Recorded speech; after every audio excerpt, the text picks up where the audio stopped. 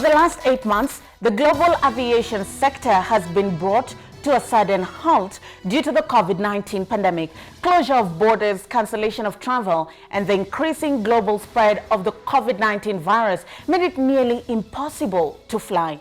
Now, skies are reopening, restrictions are being eased, and business is slowly starting to pick up. On this episode of Metropole Debrief, we seek to ascertain the impact of the COVID-19 pandemic on the aviation sector and what are the probable rebound strategies. Hello there and welcome to the show. My name is Ndero Oganga.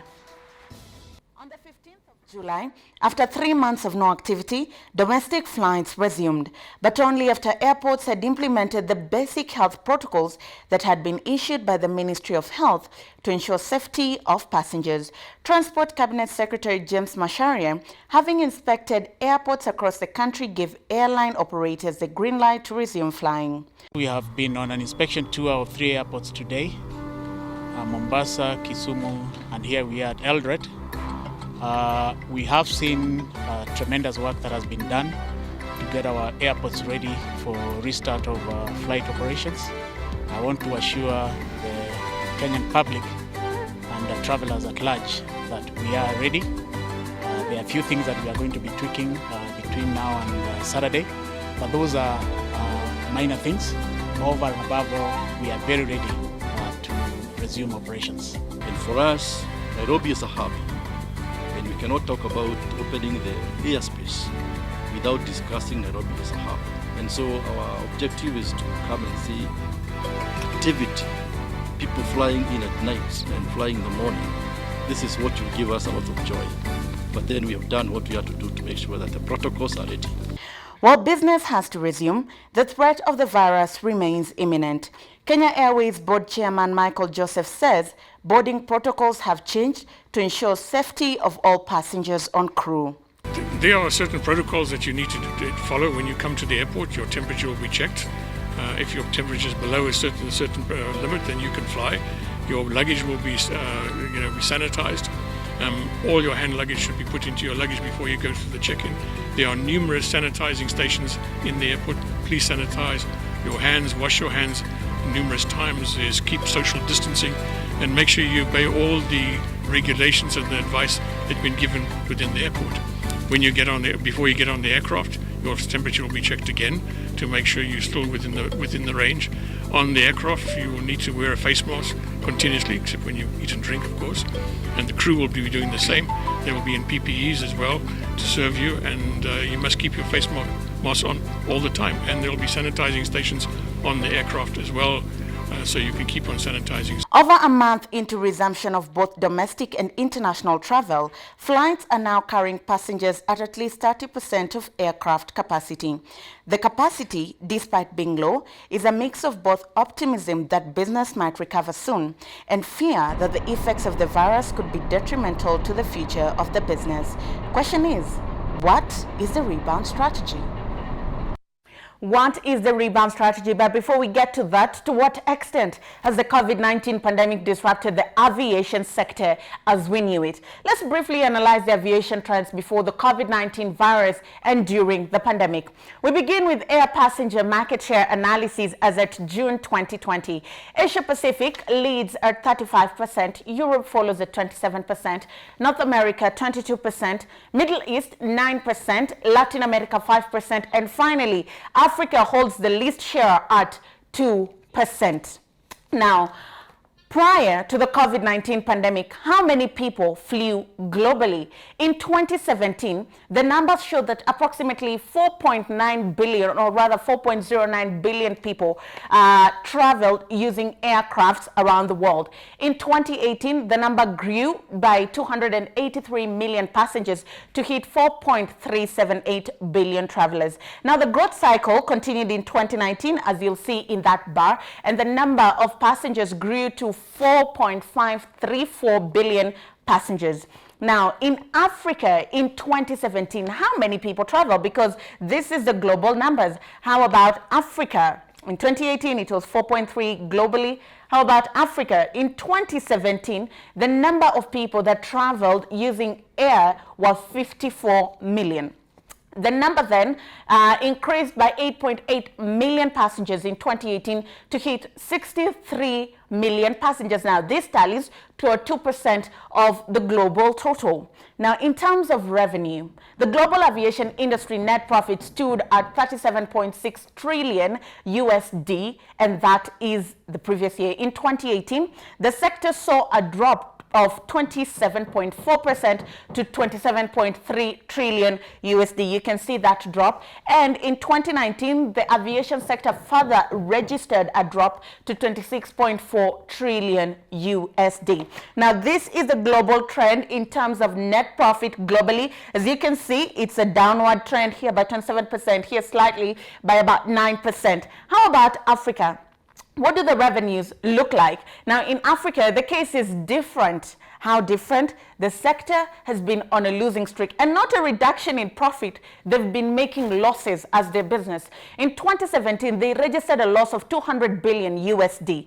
In 2018, there was a 50% drop to 100 billion USD in losses. Now, in 2020, the losses tripled to 300 billion USD, 0.2, 0.1, 0.3. Now, we could say that in 2018, the sector kind of improved just by a little from 0.2 to 0.1.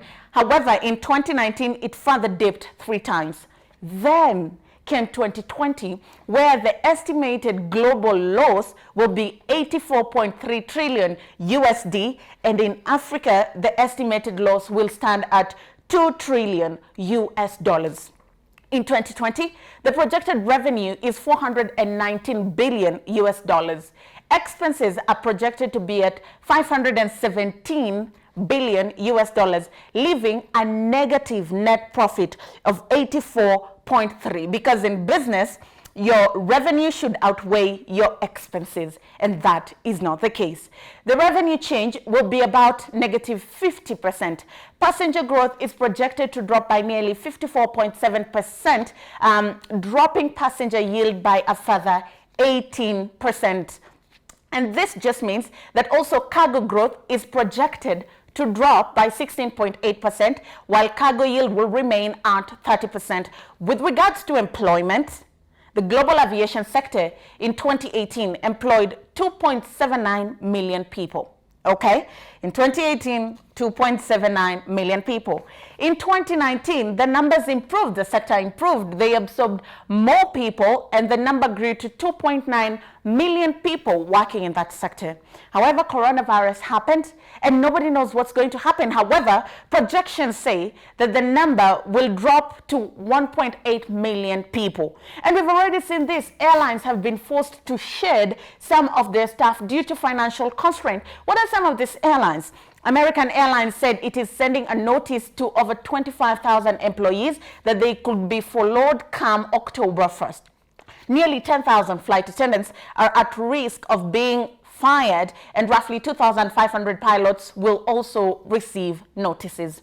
The Canadian Union of Public Employees Airline Division called for government support as approximately 11,000 flight attendants are out of work and 15,000 will be out of work.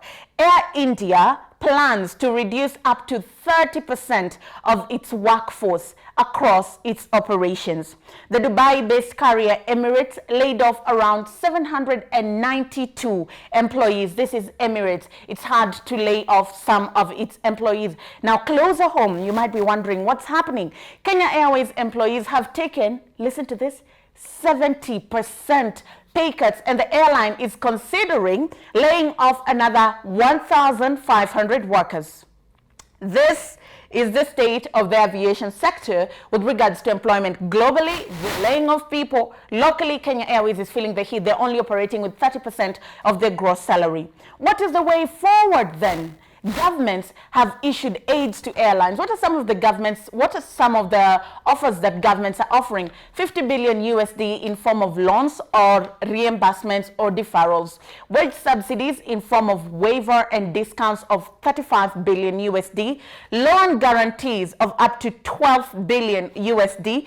equity financing, 11 billion USD, ticket taxes, 9 billion USD. And remember, when you buy a ticket, almost half of that money goes to taxes. So if your ticket was, say, 100 USD, 50 USD goes to the government in forms of taxes. Corporate taxes will be exempted at 3 billion USD. Root funds, 2 billion USD. Cash injections, 1 billion USD. Fuel taxes, and this is a very touchy subject because some governments subsidize fuel taxes, some don't, at 1 billion USD. These are some of the intervention strategies that governments are trying to put out there. However, is it enough? American Airlines were given 25 billion USD by their government, yet 25,000 jobs in the aviation industry in America are on the line. We've seen the government not once, not twice pump money into Kenya Airways. However, it's still on the line. The Rwandese government gives the aviation sector in that country about 158 billion USD. However, the staff of Rwanda have had to take 65% pay cut. That is the state of the aviation sector. However, do we even understand how grave the effect goes into the sector? What are the revival strategies that we can explore? And to what importance is that revival to the African economy? After the break, Muhammad Ali Al-Bakri, Regional VP for IATA, Middle East and Africa, helps us put some of these things into context. See you shortly.